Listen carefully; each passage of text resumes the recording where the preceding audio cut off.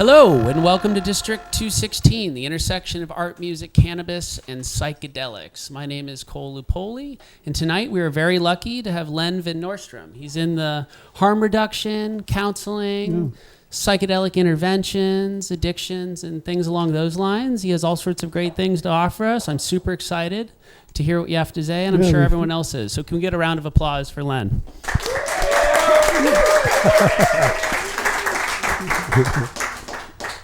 Well, that was the heartiest round of applause I think anyone's got.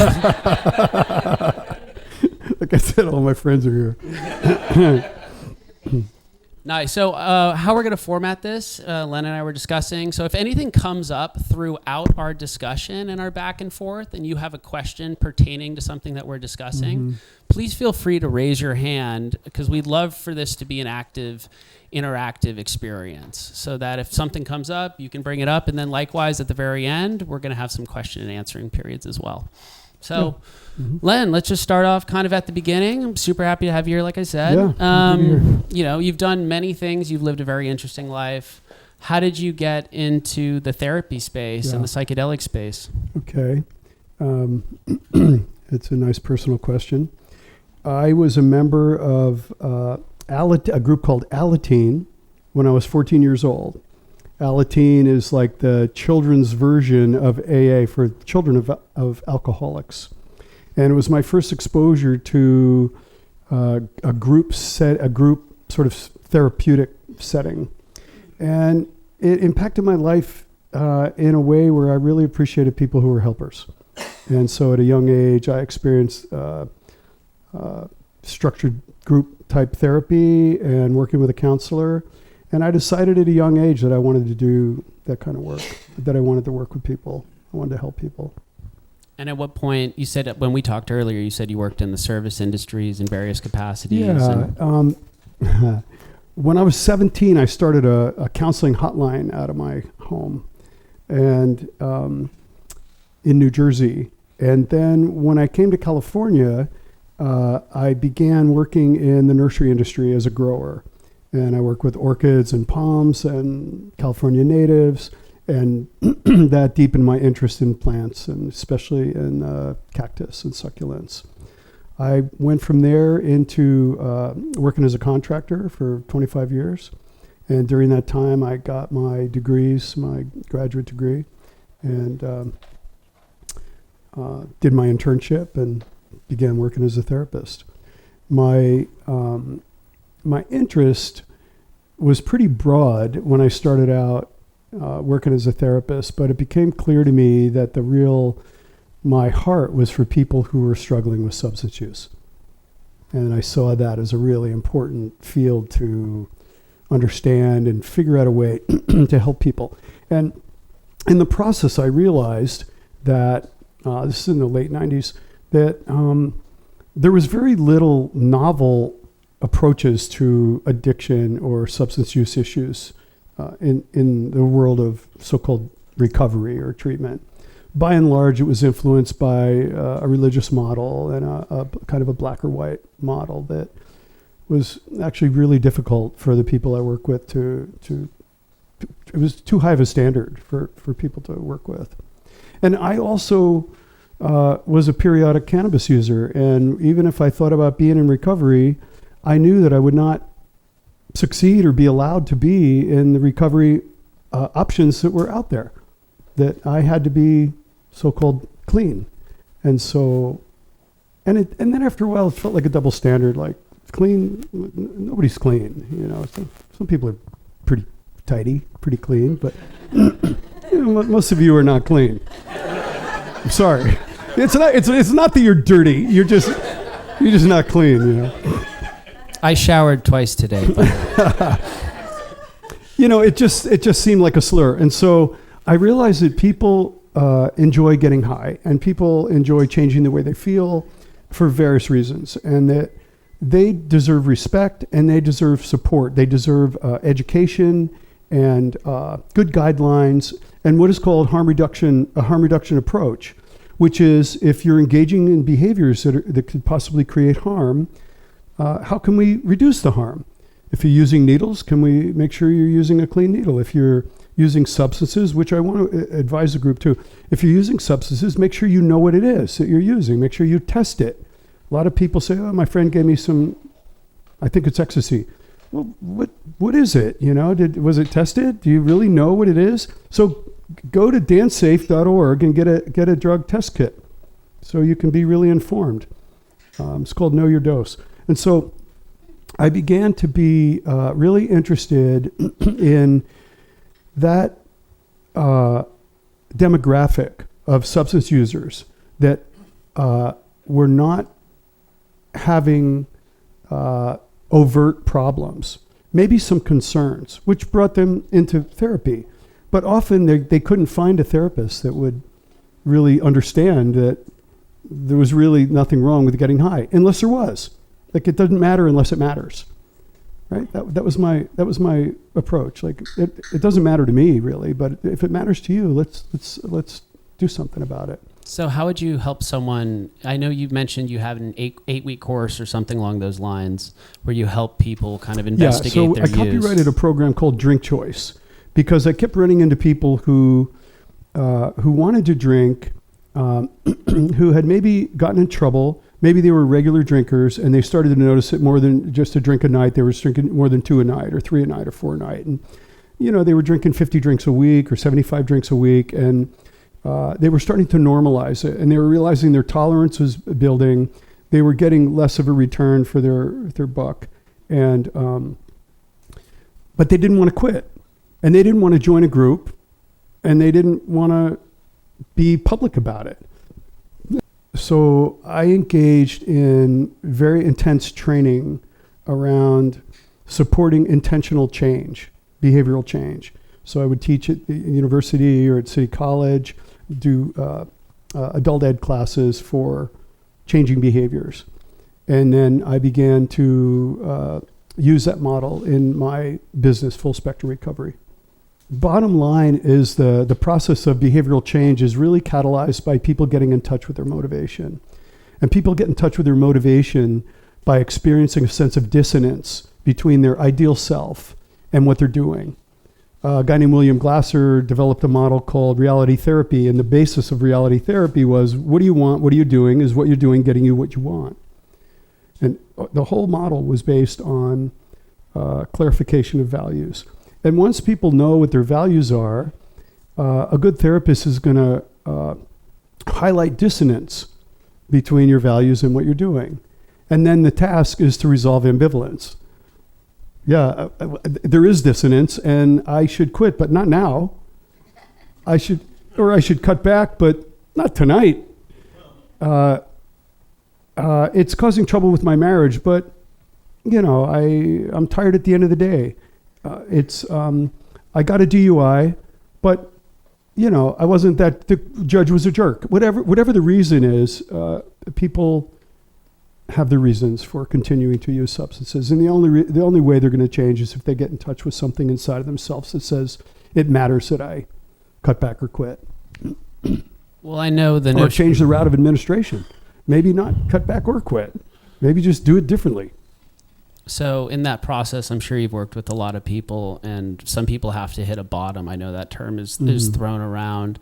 What do you find to be the things that actually motivate someone to change? Is it them? Is their bank account finally empty, or is it their wife leaving? Or can you just have like a really deep and profound conversation with someone where someone goes, you know what, maybe you're right. What is it that actually creates that shift? And I'm sure there's many different ways. Well, this idea of hitting a bottom, lots of people have hit lots of bottoms. Some people just skid along the bottom for years. How do you help people not do that? Like, notice you're at the dregs, man. If they're in my office, they're encountering a lot of compassion and curiosity. I really am a compassionate pragmatist. I understand why somebody could get there. Once I hear their story, it makes total sense. I'd like to provide people a novel experience with a therapist who's not judging them or who's not shocked at what they're doing. Like when you're doing a cost-benefit analysis, it's really important to not act like a drug and alcohol counselor who's waiting for the opportunity to pounce on reasons why you should quit. What's really important is to really be heard around the reasons why you don't want to quit. and why you want to keep using. Because that is actually the big reason that's brought you to the room. Because if I could do it, I would. You know, if I could change it, or if I could care about caring, I would. But I don't care that much because this drug has really, got me, or I like it. So the process of changing substance use behaviors or reducing harm has to do with resolving ambivalence and having people really get in touch with something that matters. And yeah, the bank account getting drained,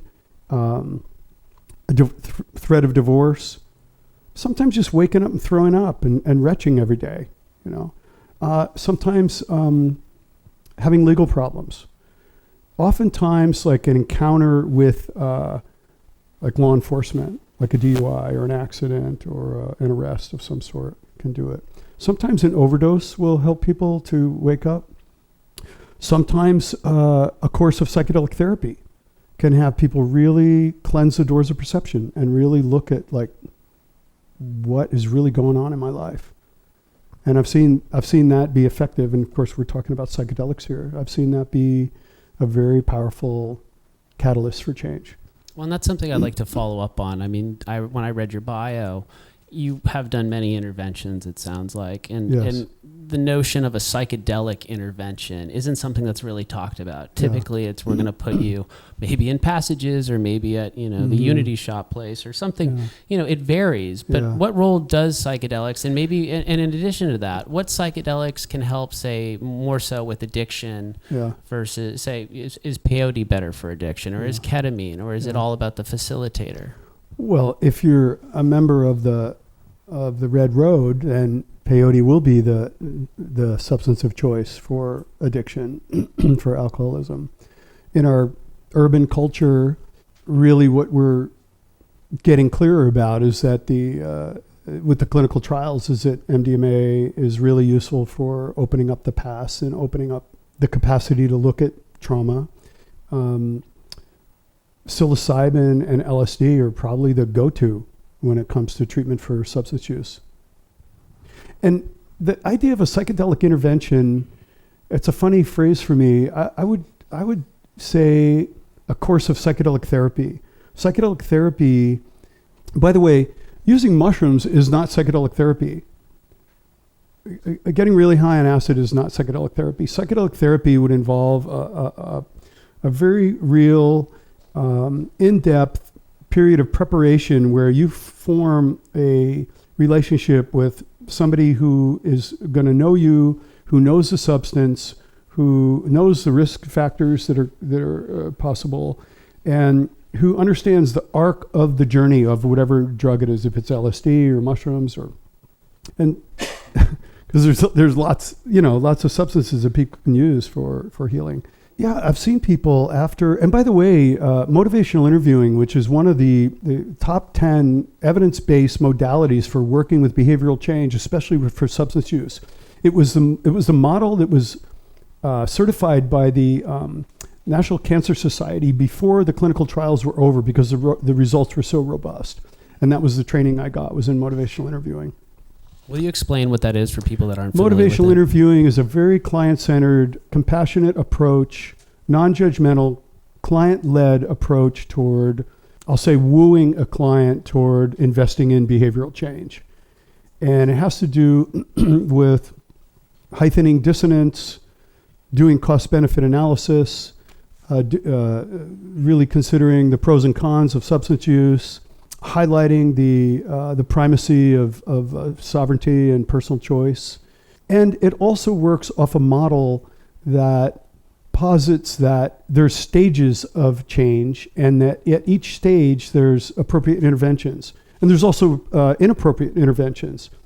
So there would be a pre-contemplative stage, for instance, where somebody doesn't know that they don't know that they have a problem. Somebody might say, hey, you have a problem. And so that type of intervention would call for education. However, if that person meets somebody who says, you need to quit, I'm not even sure I have a problem or not. So the task of the therapist is to move them from a pre-contemplative state to a contemplative state. A contemplative stage of change posits that I should probably do something, but not now. I care, but not that much. It's a problem, but it's been a problem for a while, and it's nothing florid, and it's truly a state of ambivalence, and that's where dissonance is heightened, ambivalence is explored, and then even after that, people roll into what's called a determination stage. So, like, if you were going to do something, what would it look like? Would you join a group? Would you go on a vision quest? Do a Vipassana retreat? How would you look at addressing this particular change you want to make? And so even at that point, people aren't making any changes. They're not doing anything differently. It's all inner work. It's all inner building. There's a building going on in the psyche and in the perception of the self as to my perception of the problem. So when I am working with a drinker, for instance, and I say, there's no drinking assignments right now, but let's just keep track. I'll give them a calendar. Let's just keep track of your drinks for the next couple of weeks, and then come in and just let me look at your calendar. And I'll just look at their calendar and add it up. I'll say, it looks like you're drinking 80 drinks a week. And they might do what you just did, like, ooh. And I'll just say, what's that number like for you? And oftentimes they'll say, I didn't realize it, or it sounds like a lot. Like, what's a lot? What about that is a lot? How come it's not more? Why aren't you drinking more? Instead of why aren't you drinking less? Right. Why aren't you drinking less is what everybody's saying. Why don't you stop? Why don't you drink less? Or not at all? But nobody's saying, how come you're not drinking more? Well, guess what happens when you ask somebody why they're not drinking more? They're going to argue with you. Well, because it's, I feel sick, And so, that's just one small example of a window into the conversation. And so I've heard a little bit, there's a lot of black and white thinking, once an addict, always an addict. How does the role of, do you believe in a spectrum of addiction or substance abuse? And how does that spectrum play into the way in which you engage? Substance abuse issues take place on a spectrum of mild to moderate to severe. The spectrum, once an alcoholic, always an alcoholic. Do you believe that people... the word alcoholic is a term from folklore. Yeah, explain that. Well, it's not an APA term, It's not really even a word that's in the Diagnostic and Statistical Manual for mental disorders or drug disorders. It's a term that was coined by Alcoholics Anonymous. And the problem is that when Stephanie turned 21 and overdrank that night and got a DUI, and the judge remanded her to AA, and she walks in that meeting and says, "I'm Stephanie, I'm an alcoholic," and she's sitting next to the guy who for 40 years has been breaking his teeth. He says, "I'm an alcoholic too." There's something wrong with this picture. You don't just become an alcoholic overnight. And frankly, the word is really abused because it's a word that implies that you drink too much and your drinking is harmful. And actually, to extrapolate that, in AA, they say if you continue doing this, you're going to end up in insanity, institutions, prisons, or death. It's just like, we know the trajectory of your drinking. It's just not true. There's so many different ways that people work with alcohol and decide how to manage their health or manage their use. So am I on track here? Yeah, absolutely. And was there not the 13th step? Did Bill Wilson not take acid on one or two occasions? Well, that's not the 13th step. Okay. It would be a pretty good 13th step, though, wouldn't it? I completed the 12. Well, the 13th now we can step go was trip. about crossing boundaries with other members, but Bill Wilson did bring the very real possibility of using LSD for drinkers because he had a profound experience. And as we were discussing before, the various substances, when people do go on these journeys, these different medicines, is conversation with a facilitator ever helpful to elucidate potential considerations? Yeah. So going on a journey, what is that? Is that trying a couple of capsules of dried fungus? Is that just hanging out with a friend and taking a couple of blotters? My advice to a group like this, or to most people, is that, of course, go low and go slow and know your dose. But we've talked about this a little bit. Using a substance does not necessarily guarantee some kind of healing experience or some kind of transcendent experience. Using a substance for most people involves getting really high, and sometimes not even really high, just sort of high. But with my training and with my bent is that if you're going to do psychedelics, you treat them like rarefied air, that you really prepare, you have a sense of what might happen, you are in a situation that is safe and actually safe enough with a good enough dose to really get lost or to be able to really let go. The Multidisciplinary Association of Psychedelic Studies approach is a non-directive approach. And so they're going to do all the talking before the journey, sometimes 8 prep sessions. The drug experience is going to be, an all-day experience. For them, you stay overnight. And then it's going to involve, like 4 to 8 follow-up sessions. To answer your question, no, there's not a lot of conversations that go on during a journey. Besides, when you're under the force of a strong dose of LSD or mushrooms, whatever I'm saying to you, not only are you trying to understand what I'm saying, but you have to assume that the words I'm saying are what I actually mean. And then you have to figure out how to get that back to, respond in some way. And it often leads to a really diffuse kind of conversation. And so the best kind of interaction that can happen during a journey, as far as I'm concerned, is the invitation to get back under the blindfold and to go quiet and to keep breathing and to take a break from your mind if you can, and to just go with your body and go and just be with what's going on without knowing what's going on, without having any interpretation at all. And the guide will keep you safe, and the guide will respond to any needs you have. But also what's front loaded is that we're probably not going to do a lot of therapy during this journey. Toward the end of a journey, there's oftentimes where people want to process something, but actually the less you say about a really powerful journey, the better off you are, because as soon as you start talking about it, it becomes what you said. If you say it was really difficult, well, that's kind of what you get, So if you say, I don't know, or I think I'd just rather be quiet about it. I mean, we have examples of this in Holy Scriptures where people are visited by the Lord, or they're visited by an angel, and they get real quiet. They don't just start shouting about it. They get sober. I'm just curious of the difference though between, for example, like a psilocybin deep dive with a guided versus an MDMA. Is there more interaction, especially in couples sessions? Yeah, well, I appreciate the description. A deep dive with psilocybin, probably not a lot of interaction. There are times when, in some formats, when people will be using a high dose of psilocybin, it will be in a ceremonial fashion, which would take place generally, from my training, in a circle where a rattle or a talking stick is passed and people are actually in the field together. There are times during an MDMA journey when talking is useful toward the latter part of the journey. And recently, I witnessed an MDMA journey with couples. And so when couples are doing work together, it does involve engagement and interaction. However, a clinical dose of MDMA is going to lay you down for a little while.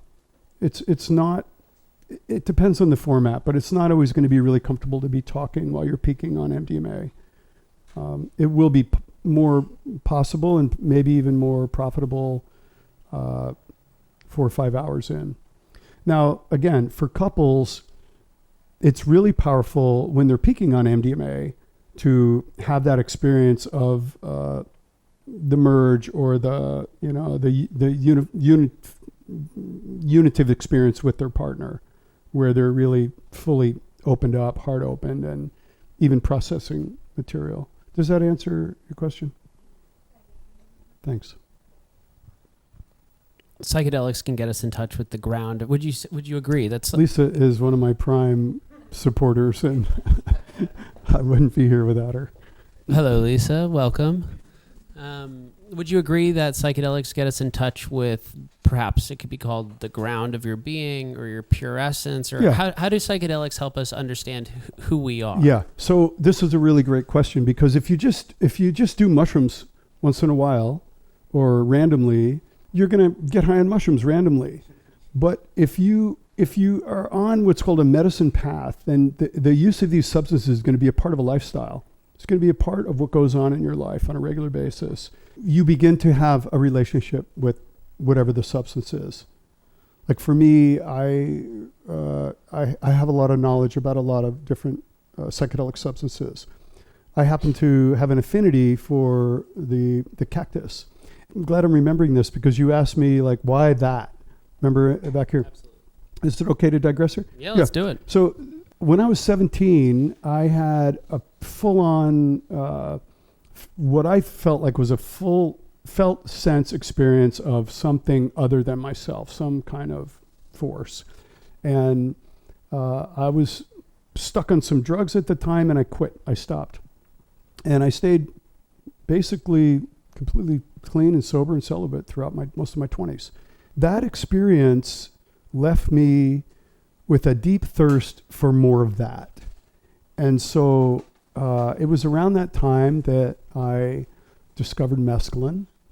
And mescaline was one of those substances that allowed me to be in the world and to have access to my mind while I was in a completely other, I'll call it another space or another realm, as if I was more spirit than flesh. Sorry for the jargon, but as if I was really more in touch with the divine and with the mystery and with the mystical than just my body and being a guy that's looking for God. It was more like I felt like God, in this body.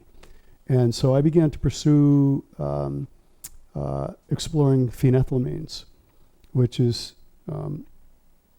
mescaline, MDMA, 2CB, and there's others, but generally I call them the feel goods.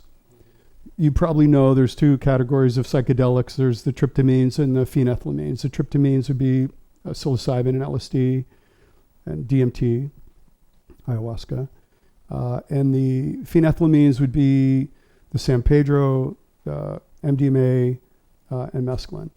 The thing about mescaline is that it's a very long journey, and it's difficult to produce, and so it fell out of favor in the 70s, but it's recently coming back around. But therapists still aren't going to use mescaline very much because it, lasts 12 hours. So, it's a long session. Do you feel like in these journeys that you've touched something that's potentially objective, or how do you relate to profound visions or insights? Do you create conjectures and hypotheses that you further develop, or what is the nature of the difference between, say, belief and trust? The difference between what? Belief in something and trust that something you've experienced has an element of truth to it. You can think about it. It's interesting because I don't form hypotheses about what happens during my own personal journeys. And I'm a little reticent to admit that I often have no idea what happened. I really, I've given myself permission to not take on a narrative about what's happened. Although at the same time, I have been visited by my parents or by a spirit guide or something, and mostly I get real quiet about it, and I don't often know. If I do a deep dive, as Lisa said, I come out of it humbled. I come out of it softened. And that's the other thing. We talked about healing. Do psychedelics heal? What do they heal? What do they really heal? What? Isn't there something that happens when you get in touch with something bigger than yourself, or something that bypasses your mind and allows you to be in your body in a way that you never have before? I don't know what the exact healing would be around that, but sometimes people get off the mat and they're like, why am I drinking? I think I'm going to stop. Or I've seen people say, who with eating disorders, like just say, I'm so aware of my precious body. Like, what am I doing? And, decide to make a change. So I think also that the human experience is pretty mundane for most of us. And all of us crave, I believe we all need or want, even if we don't know it, touch with the mystical, touch with something else bigger than ourselves. Just that alone heals like a deficit inside of us. It doesn't mean you have to get religion. It just means that you know that the mind is not all it's cracked up to be. And that it's not the only guide or the only way to roll through your life. Would you suggest that psychedelics enhance one's ability to potentially appreciate beauty in the world? And how does that translate potentially into someone valuing their own existence or appreciating their own body and maybe changing the way they interact with one another? Sometimes psychedelics will have you encountering your mortality or your death or some kind of dismemberment or some kind of, takedown. The mushrooms, they feed off of dung. They feed off of debris and that which is old, but they use it as substrate, as fertilizer. We also don't call journeys that people call bad anymore. We call them difficult. And we recognize that the only reason we call them bad is because we're stuck on comfort and we're stuck on our ordinary mind, and we don't like things that disrupt the normal flow of our patterned thinking. And so these medicines are disruptors. They often leave like a residue of profound, either profound not knowing, like, whoa, that was what there was that, what was that? Or a sense of like deep gratitude. In fact, in the clinical trials, one of the main words that was used by people in the surveys was open. That something open. It opened me. I felt open. I got opened. I feel more open. So that's definitely a byproduct of psychedelic use. And that term openness, I mean, how would that relate to identity and intentional change? Can you kind of relate the intentional change to some of this discussion about psychedelics? Well, the word psychedelic means mind expanding. And so if my mind's expanded and I discover that I'm about to start an argument with my partner, or I'm about to, try to cut somebody off in traffic, I have like a heightened, expanded awareness of my behavior. I say my openness, another word for openness would be exposure to choice points. These medicines are pointers. They don't always make something go away. They're not like ibuprofens. They're not like an antidepressant where you do some mushrooms or you do a microdose and like, I mean, the science is still out on microdosing. Some people, they do microdosing, like, what happened? Did you get like a little bit of healing? With the microdose? Just a tiny little bit? Subperceptual healing. Subperceptual healing. It accumulates. Don't worry about it. Keep dosing. Keep dosing. Well, some people need to have a big experience. I'm on psychiatric meds for being bipolar. And the problem with psychiatric meds is they're not curative. They just treat symptoms. And what I've heard, the research now on using psychedelics is for actual curing depression. Like I heard of one woman who had cancer, she was free of it, but she found herself constantly worrying about it. She did some psychedelics, she, had on a trip, and all of a sudden she sees this giant black thing inside of her, and she just yells at it, "Get out!" Thing, disappears. She wakes up and she's not fearful anymore. Sure. So I guess my question to you would be, what about, in which cases do you see psychedelics actually curing like some mental problems you have? I've seen what you just described a number of times. I had somebody, I witnessed somebody who had came in with deep conflict with her mother and estranged from her mother for many years, and just a lot of anger, a lot of bitterness. Every time she visited her mother, I think she was in a nursing home. It's a very strained relationship. She took a large dose of mushrooms, and her whole journey, I mean, I really wondered if she was going to die, or at least it looked like she was just like, should I take this person to the hospital? She said, Len, I feel sick. I feel like there's tar just running through my body. All I see is darkness. It's terrible. I want this to stop. I can't stand it. So, she managed to make it through the day. And the report later was that she somehow at the end of that journey, she felt like some relief. And she went to visit her mother and had like a completely opposite experience with her mother, as if something had been purged or resolved.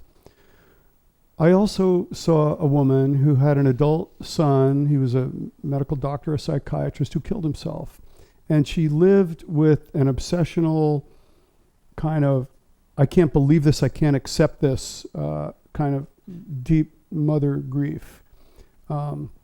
She did an MDMA journey where she flopped around and said no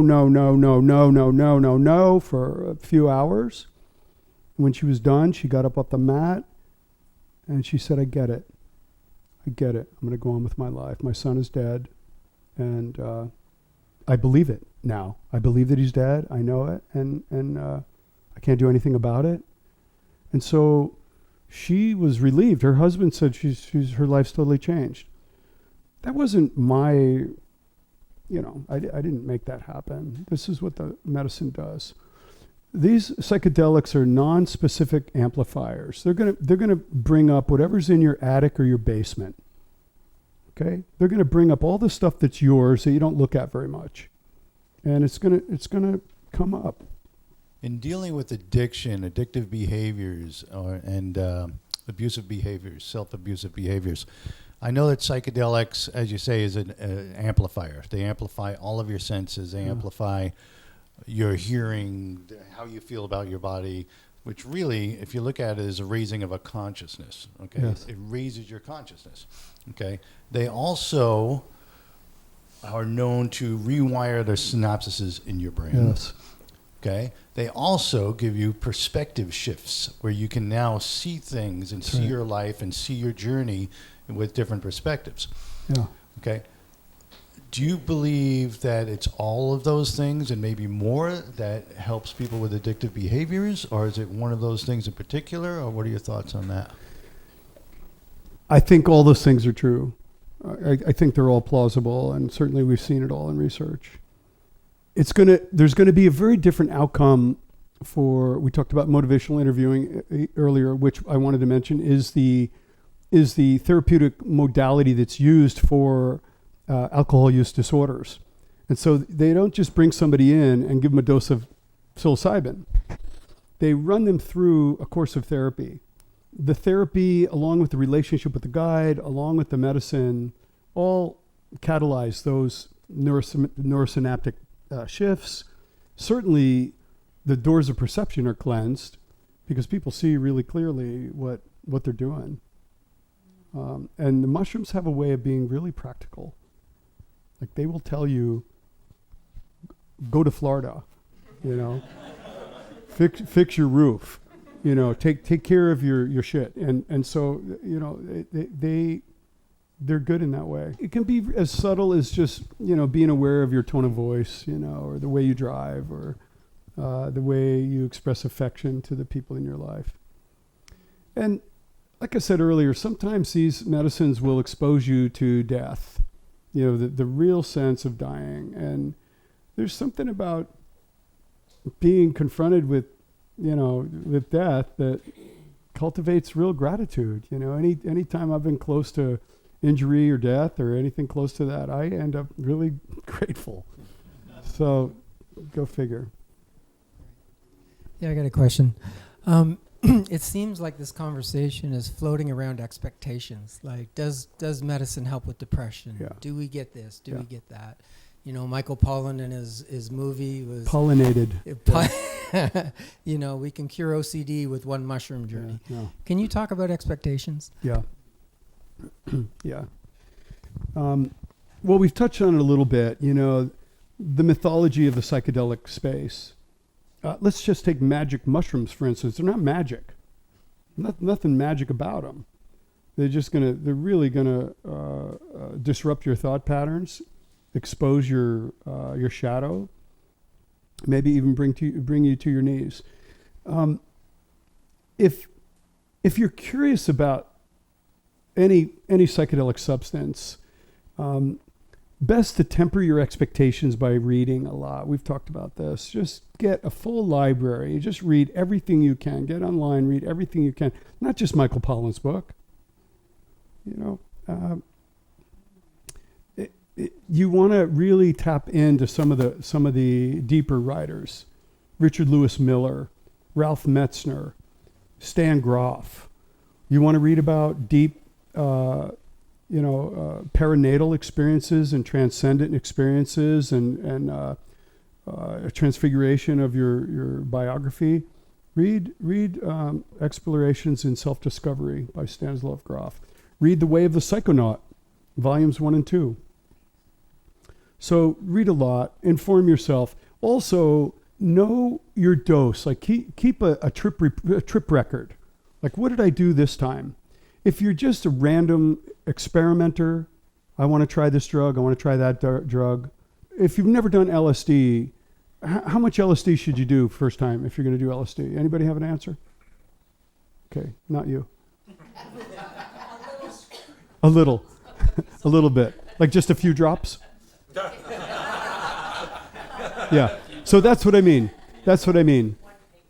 Yeah. So you need to know what you don't know. You need to know like what are the increments of the units of measurement in a dose of LSD? What are the units of measurements in a dose of mushrooms? What's a medium dose? What's a light dose? What's called a heroic dose?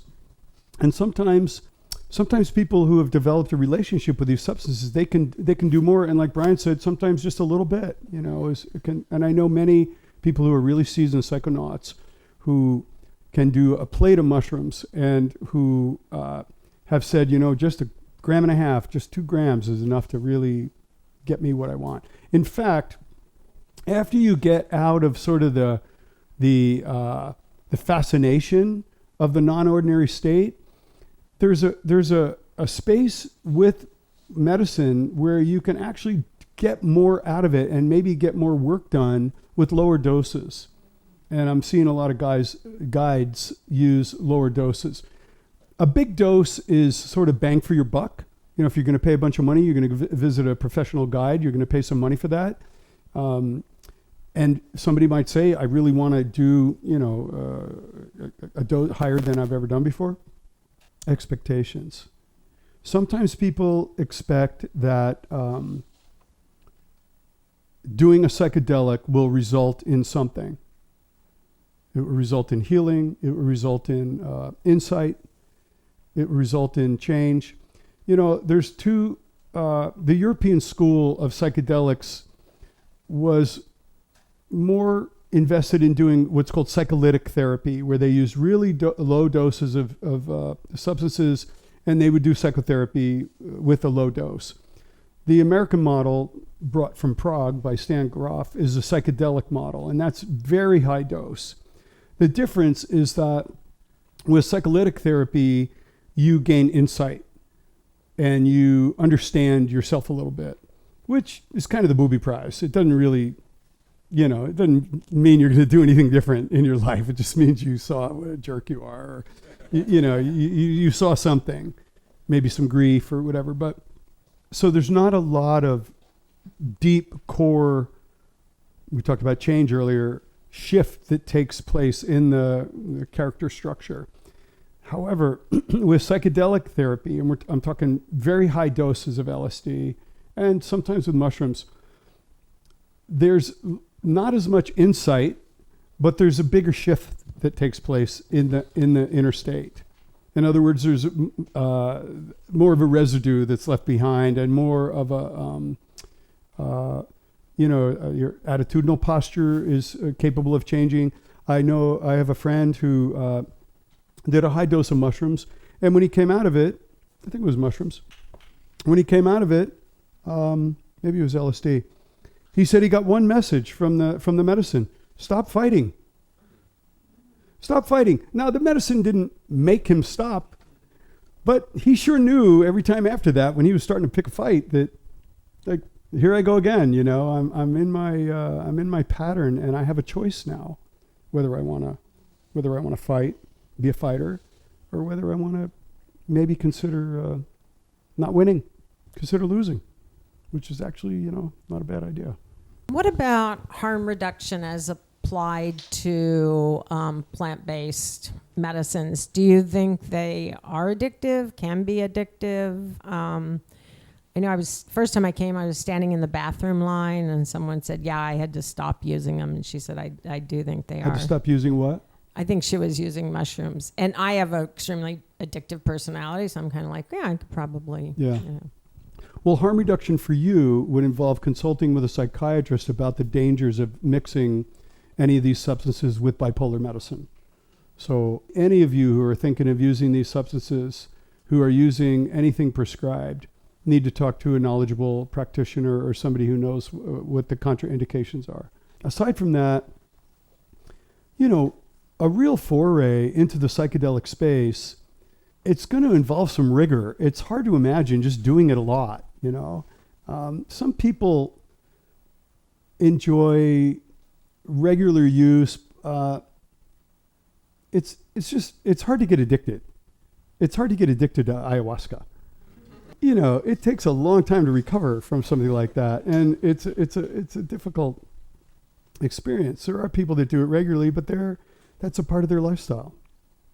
Cannabis is something, as you know, that you can form a dependency on, but classical addiction involves a physiological craving and disruptive effects and uncomfortable effects upon withdrawal. Cravings and the building of tolerance. These substances are some of the safest substances you can use. Mushrooms, MDMA, LSD, they're very safe.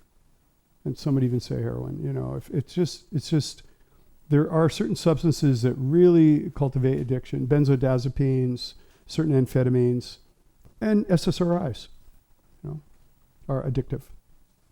I think there's a time in a psychonaut's exploration phase where if they have access to these substances and they're finding benefit, if you're really interested in integrating these experiences and you're not giving yourself time or you don't care about integrating,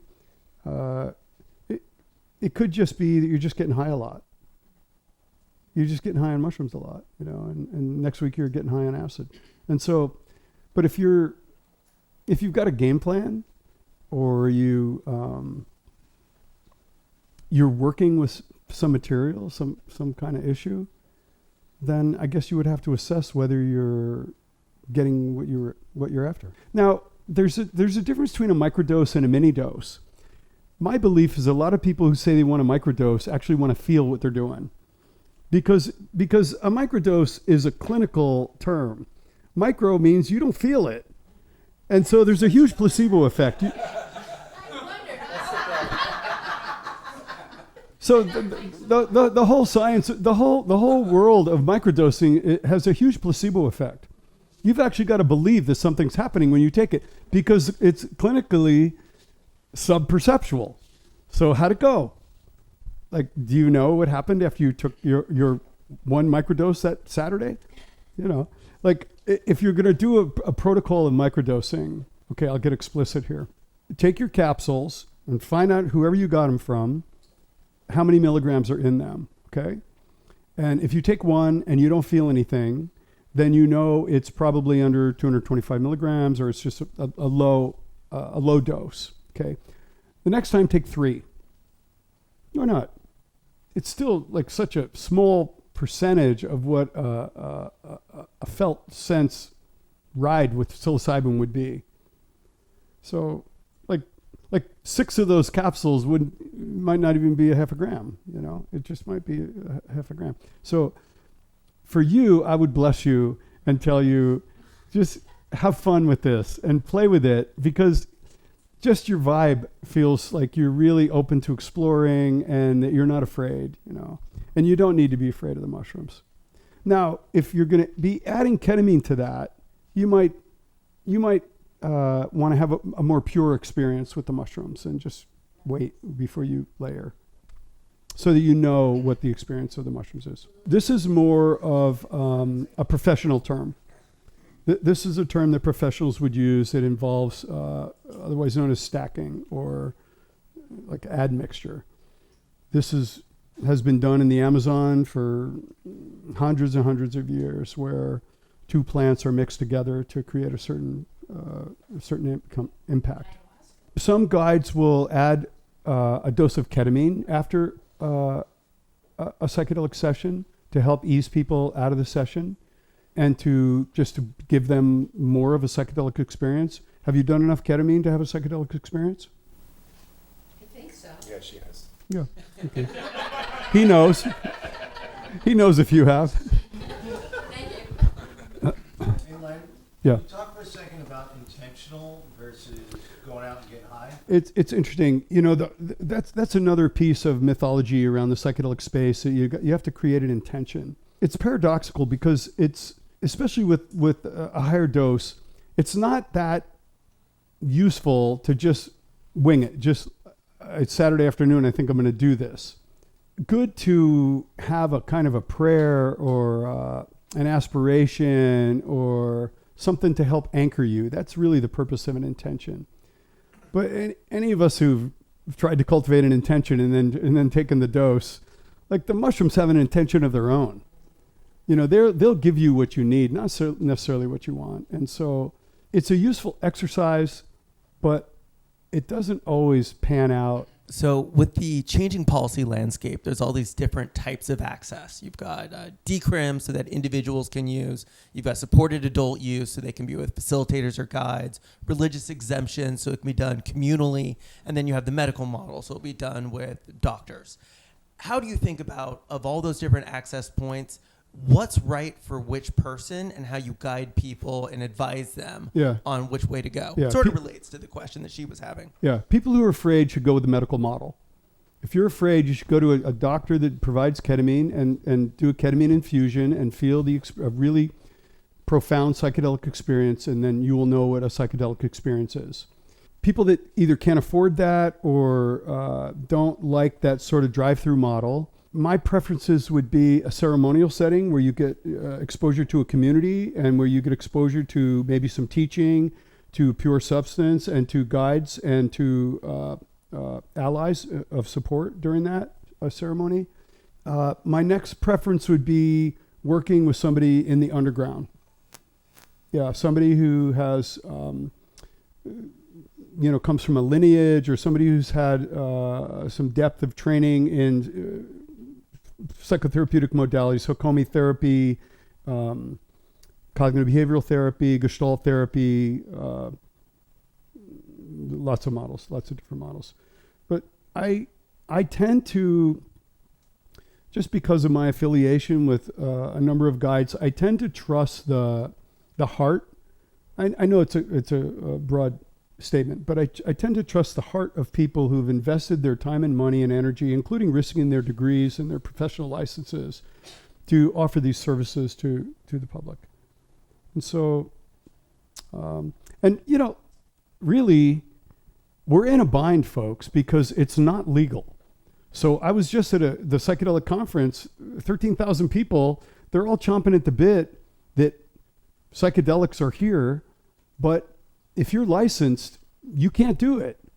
And when it becomes prescribable, it's only going to be prescribable by a psychiatrist who's going to only be allowing like certified or bona fide therapists to be your guide. And so when is the FDA going to create protocols and internship sites and practicums for people that want to do this. So we're years out. And in the meantime, since the 70s, since Nixon shut it down, those of us in the underground have just been doing it nonstop anyway. We're the ones that are informing all the universities that are starting to put these courses into place. So I really trust the underground because they're the ones with the wisdom. You know. I want to get back to his question because you didn't answer it.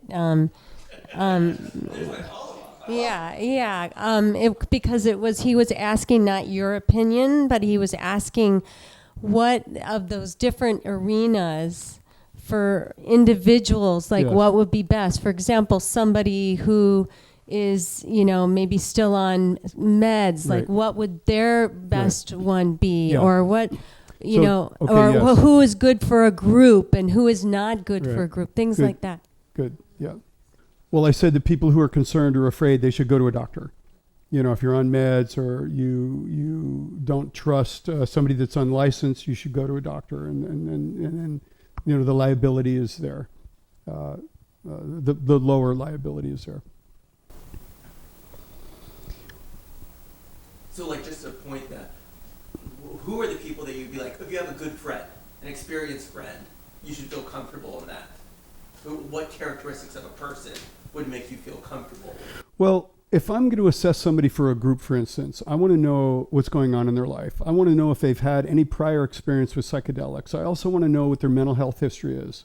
I want to know what their caffeine and nicotine and soda intake is. So I want to know what kind of relational stuff is going on in their life. If they're signaling, I'm doing a psych eval. If they're signaling that their lives are pretty upset, I'm either going to suggest that if they join the group that they get special attention while they're in a group and that they use a lower dose for the first time. I might suggest that they work with somebody privately also to address whatever issues are coming up with them. So what is the other demographic that we would be looking at? And he asked about what would he look for in a friend?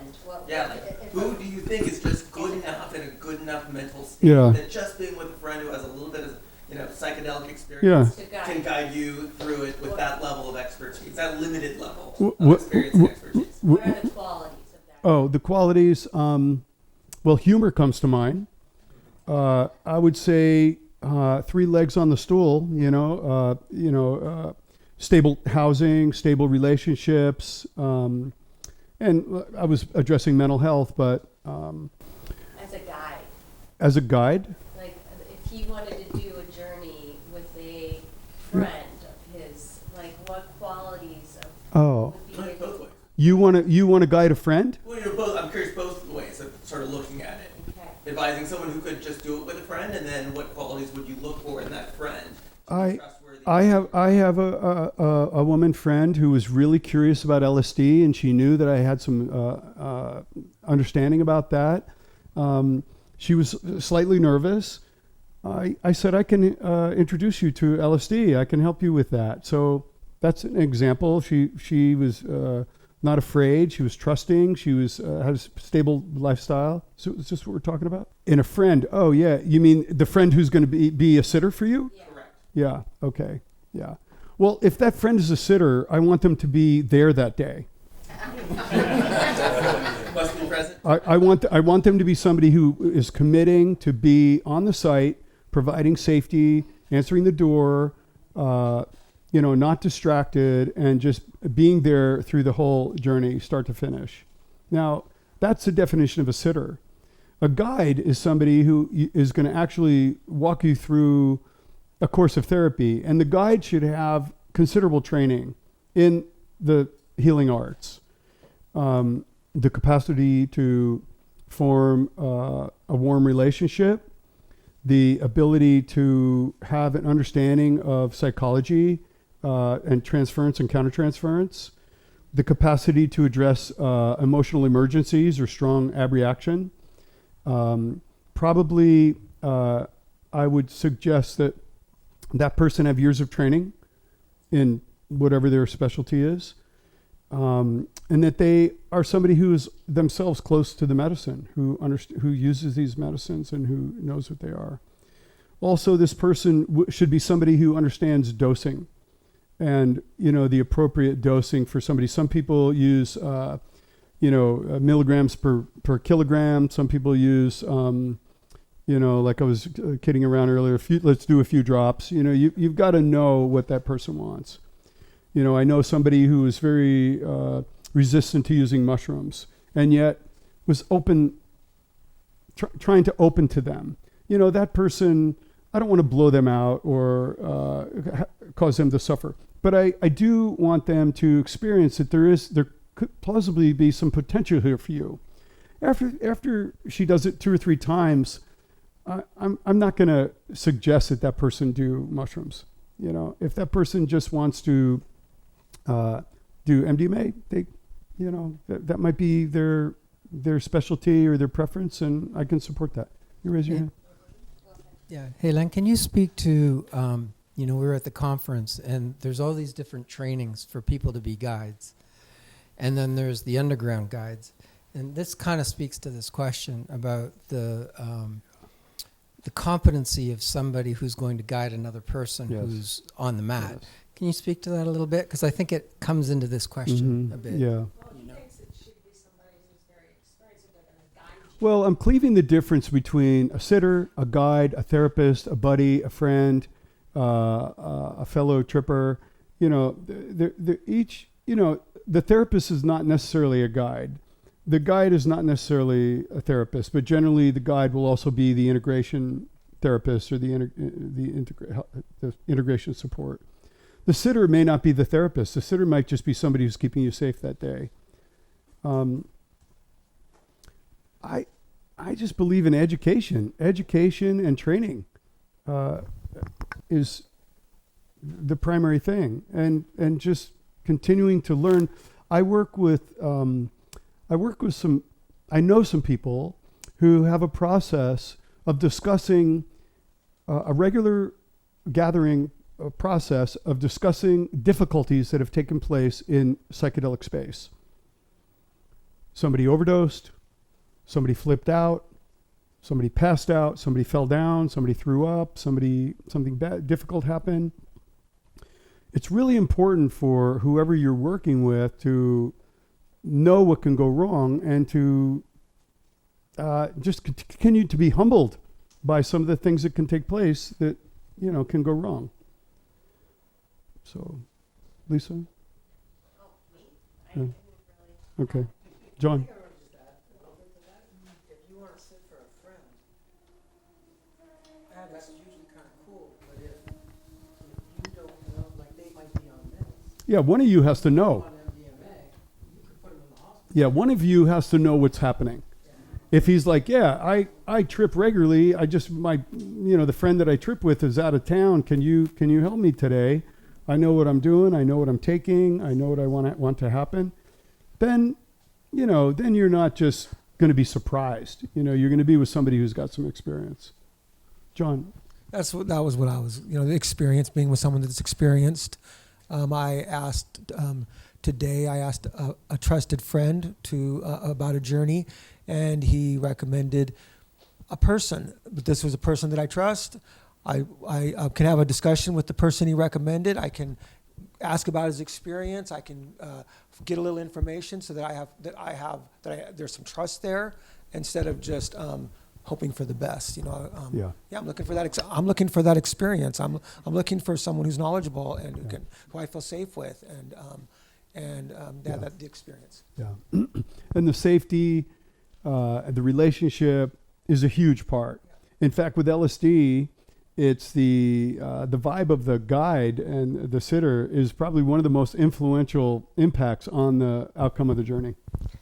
And what about, one thing I would want to know for a guide is, are they connected with other guides, and accountability, having some kind of accountability where they're not just solo. So can you speak to that at all? Yeah, great point. I think that if somebody is not connected to a community or connected to some kind of cohort, you got to wonder, where did your expertise come from? How did you become qualified to be in this role? Yeah, what does the group do? Yeah, absolutely. Yes. Well, yeah, I thought I addressed that. Yeah, the cohort of guides is where I go for consultation. It's who I talk to if I'm curious about something. Hey, I've got somebody who's on lorazepam, does anybody have any experience with clients that are doing that? So many minds. That type of backup is indispensable. Also, somebody who's got that type of back, they're going to show up with a professional vibe because they know not only are they, surrounded by deep wisdom, but they're stepping into a role of responsibility for your health, for your mental health, and for your psychedelic health. I really want people to have good experiences with psychedelics. It's part of my calling is that people get to have success at having a mystical experience. And to do that, I believe they have to be prepared. They can't just jump into it. They need to be with somebody that can assure them here's what's possible and to temper expectations and to really know how to dose them and to find out if they're just doing a one-off, we're just going to do this one time, or do you think that this is something you want to explore and be on a kind of a medicine path? Yeah. Does the guide have a lineage? Does the person who's going to help you have a lineage? Yeah, Jai. Yeah, what would be the good questions? Like if somebody was looking for a guide, Mm-hmm. what would be the good questions to ask that person to see if they're actually in alignment? Who trained you? Where's your training come from? And how many of these have you done? Somebody asked me today, have you done this before? How many times have you done this? And I told him because I actually had a number. Well, I wrote it down. I write it down. And for years, I've been writing a number next to your name. Every time you lay on the mat, I write a number next to you. And so, it's hundreds of times, and so that person was like, oh, okay, good to know, So, yes. I wanted to ask, as a guide, do you see similar themes? Like if you're seeing, say, 200, going through 200 trips with 200 people, are there themes that come up often that you then, and how much of a role do you have? Because I don't know much about this, but I keep thinking in terms of, when I have dreams, sometimes I ponder those for a day or two and say, was there a meaning there? Was I supposed to get a message from that? Yeah. Are you doing that with your Absolutely. patients? Yeah, But absolutely. you had said that a lot of times you come out, I didn't really get anything, except at least I feel humbled.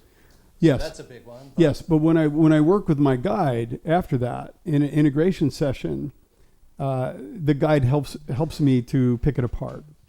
And sometimes just writing about it or talking about it is gonna shed light on your dream. And that's a great question because we do have to try to make sense out of it because the medicine doesn't speak English. It just moves through your body and you have this felt sense experience of some unknown thing. That's why it's called non-ordinary. It's ineffable, indescribable. And the guide helps you make meaning and helps you integrate. Yeah.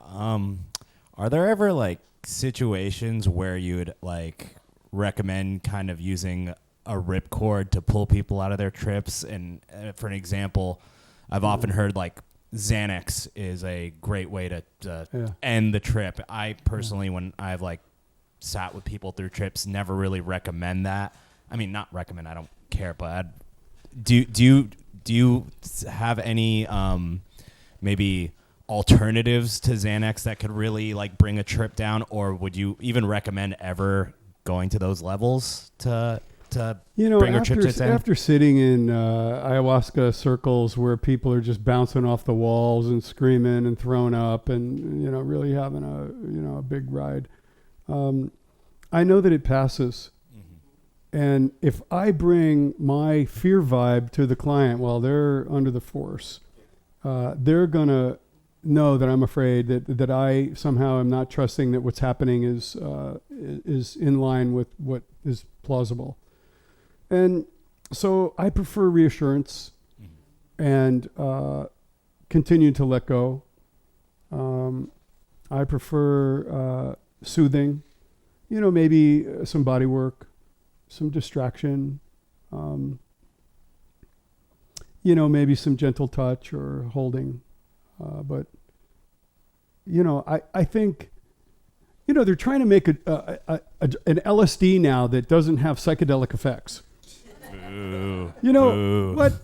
And so really that experience is the one that they're going to remember, and probably the one that's going to catalyze the biggest change.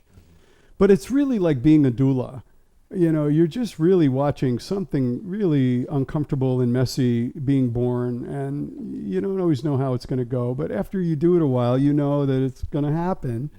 But shutting it down, it's actually contraindicated. And Groff in his work has said in over the 5,000 journeys that he supervised, there was like one time when he had to shut it down. So I don't believe in that, in doing that. Thank you. Thank you for all your questions. It was very nice. Are there any more in the back, Paxton or Trevor? Or it looks like we're good. So we're getting around to one of my favorite sections of the interview, and I've been waiting for this pun all evening, the change your lens questions. Change your lens. Anyways, so to start off, these are questions that we ask every guest, and so our hope was to have hopefully hundreds of different slants on the same question. So nevertheless, to start off, what person was your greatest influence and why? A man named Gene Edwards. Hugely influenced my life because he normalized and validated the mystical experience of my life, and gave me a model and some keys to access realms that I want to access, the spiritual realms. If you were on a deserted island and could only bring one book, which book would it be? You're never leaving the island. The Tao Te Ching. That's a great response. If you could create your own religion or cult, what would be the cosmology or metaphysics? That there's nothing going on and that there's nothing wrong. Yeah. That's a great answer too. All right, 3 for 3. Do we live in a simulation? In a simulation? That's not the way I think. No, I don't think I'm in a simulation. You mean like I'm in somebody's dream, or that I don't know if we're in a simulation. I mean, I've heard that, but it doesn't feel like I am. The reason I asked it was I saw something on like MSNBC, and it said Bank of America says there's a 56% chance we're in a simulation. I was like, why are they researching that? Bank of America? Yeah. Okay. So ask me another question. Do you believe in an afterlife? And if so, do you think psychedelics give us any insight into what it may be? Yeah. Leary and Metzner and Alpert all relied on the Tibetan Book of the Dead to guide themselves through really high dose LSD sessions. And, that book is about preparing for the afterlife or actually the afterlife. I spent a part of my afternoon talking to somebody who was a Buddhist practitioner who was talking about how beautiful it can be after we shed this body, but that he didn't know what it would be like, possibly either really light or really black. But I really don't know. It's funny, I saw two people back to back today.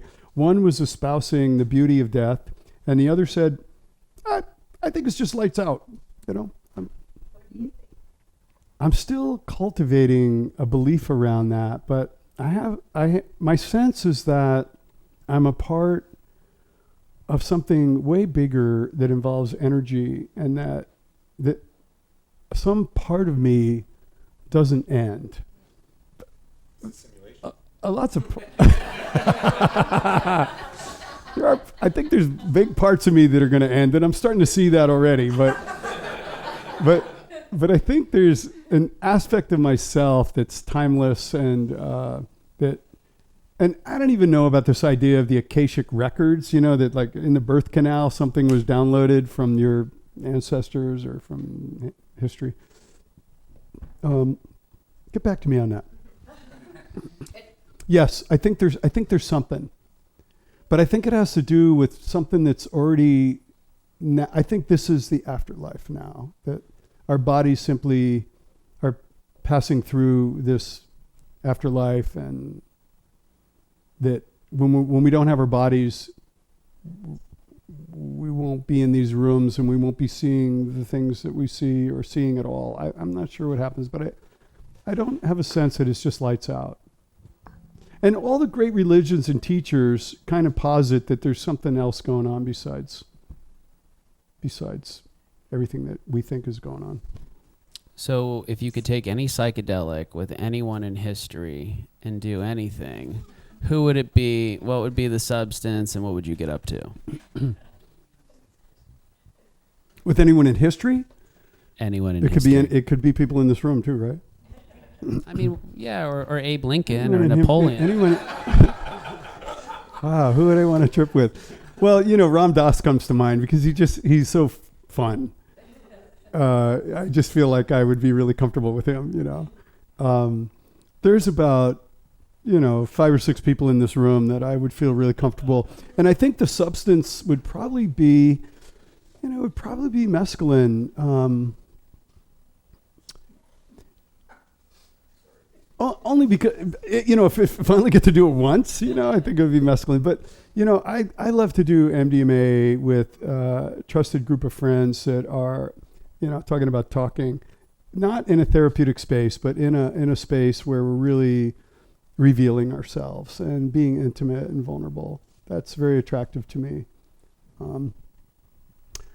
But yeah, I would like to do mescaline with about 5 or 6 people that I know in this room, and do it. Show of hands.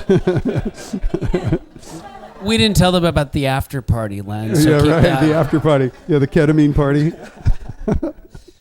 Okay, we have 2 more questions. But is there a substance that you've been fascinated with yet haven't had the opportunity to try, and what would it be? And is there a substance you've done that you never want to touch again? Yeah. Second question. I never want to touch Xanax again. I took Xanax because I thought I was nervous about going to a dentist appointment last week. And I felt like crap all day. And it was just the worst. It was the worst feeling. I don't know how people can do it. And I really feel bad for people that are stuck on it every day, because it's a dangerous, really easily habit-forming drug. I don't think there's anything I haven't done. And so, but I think higher doses of LSD is something I'm attracted to.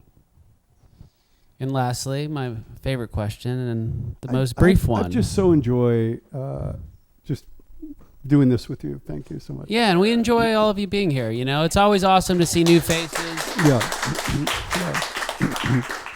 So my favorite, lastly, the most simplest question. In 60 seconds, what is the nature of consciousness? Start the timer, Jacob. You're wasting precious time. Nature of consciousness. Well, I don't think it has to do with knowing, because knowing would be related to the mind somehow. I associate consciousness with not knowing. I associate consciousness with a kind of a felt sense experience in my body. I think consciousness has to do with, in a way, something that is more energy than concept. That has nothing to do with the past or the future. So there really is no consciousness except for this moment. I think, it's debatable that my perceptions are, I feel like what I perceive is like a level of consciousness, but it's more the sensual and the human experience. I think consciousness is what will happen when I die or when I shed my body, that there will be pure consciousness. And when I take a strong psychedelic and I am, closing my eyes and opening up to consciousness, I look into a void. I look into like a big dark void. So you don't have to follow me when it comes to consciousness, but like I just, aside from, hallucinations or, visuals, I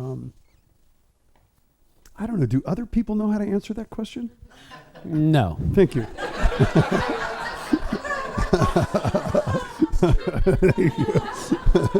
Well, everyone, thank you so much for being here. And can we have Thank one you more all. round of applause Thank for you Len? all. Thank you very much. Thank you. All my friends.